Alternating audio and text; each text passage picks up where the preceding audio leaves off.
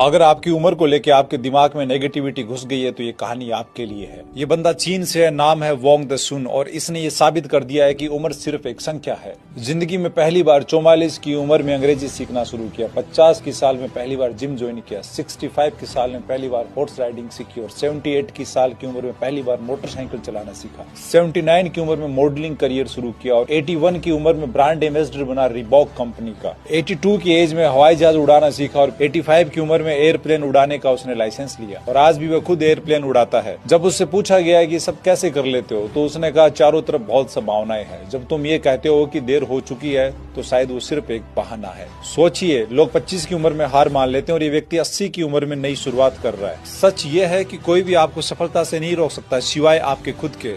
उम्र कोई समस्या नहीं है, आपका कंफर्ट जोन ही आपकी समस्या है। जब तक सांस चल रही है तब तक चांस चल रहा है।